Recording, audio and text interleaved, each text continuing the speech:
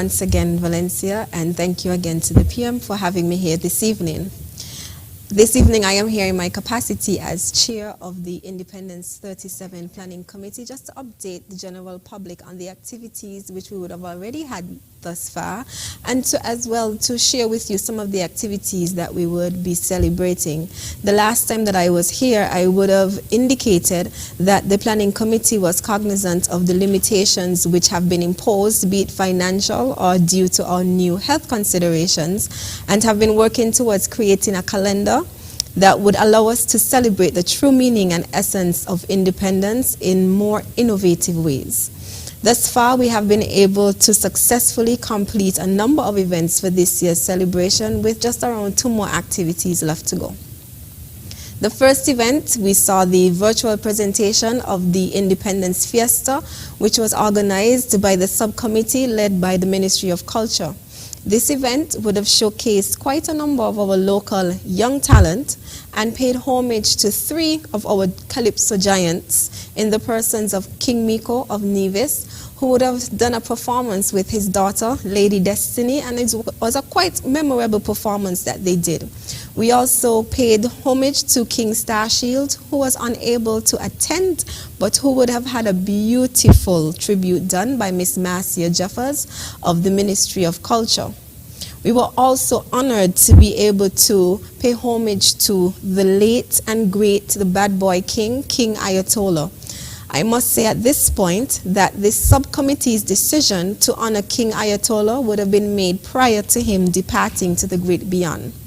Allow me at this time, however, to once again extend condolences to his family, who had a fitting send-off for the king just yesterday. We definitely would look forward to anything that anyone can do to be able to make sure that we save or be able to have whatever we can to pay homage to him based on the contributions that he would have made to Calypso. And so we are happy that we were able to honor him this year at the Independence Fiesta. This fiesta would not have been possible had it not been for the hard-working subcommittee, which was headed by Mr. Royd Phipps and ably assisted by the Director of Culture, Mr. Troy Biff Mills, as well as Mr. Nigel Williams and Miss Marcia Jeffers, all of the Ministry of Culture. I would like to publicly thank them for their hard work and for organizing such a successful fiesta, and to thank all the participants who made it possible. This year we also saw the Independence Cook-Off, which saw 5 chefs competing and were given a secret ingredient which they had to make the star of the dish they presented. This year's secret ingredient would have been monkey meat. The judges saw and tasted each presentation, and the winner for this event was Miss Audrey Aline, and so we'd like to congratulate Miss Aline, who wowed the judges with her presentation and taste.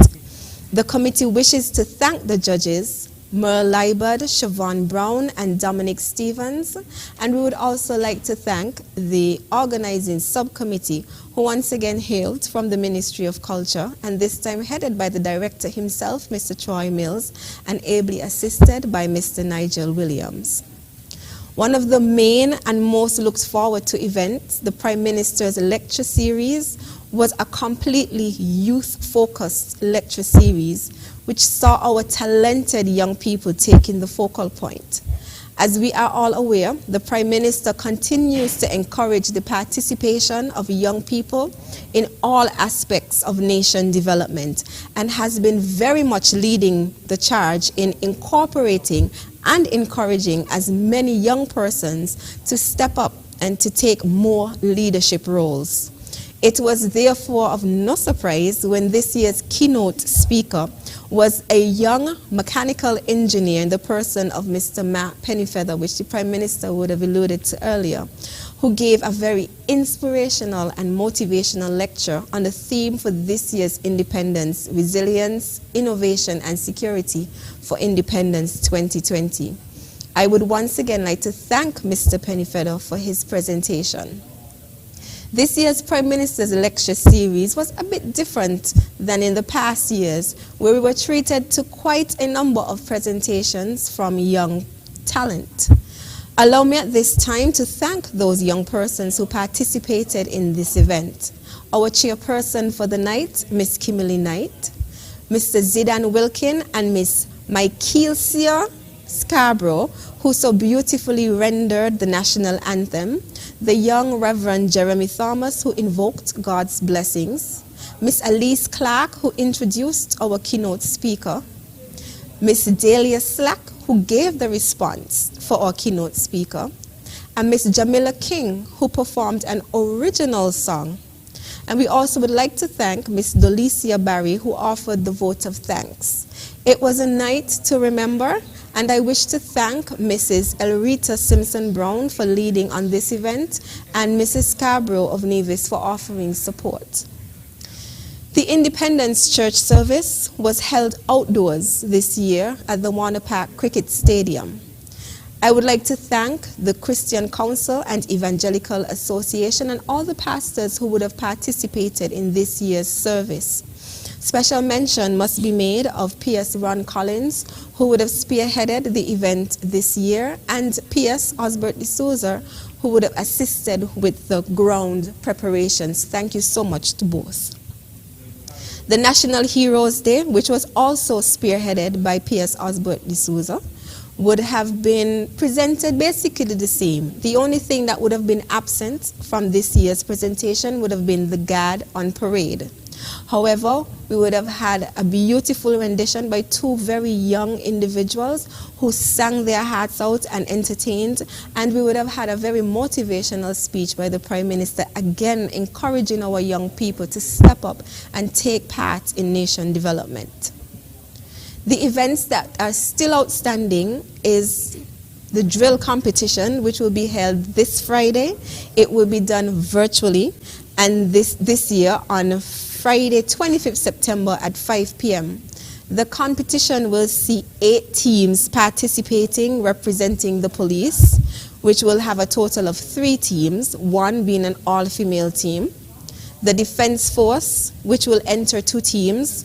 Her Majesty's Prison, which will enter 1 team. Fire and Rescue, 1 team. And the defending champion, the St. Christopher and ASC Ports Authority.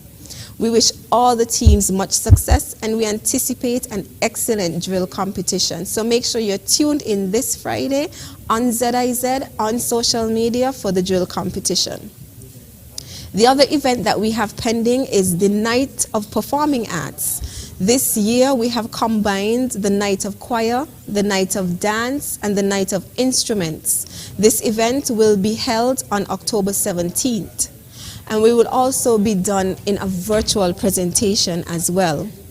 Allow me to thank the subcommittee in advance, which is headed by P.S. Hodge and ably assisted by Mr. Nigel Williams and Mr. Troy Mills.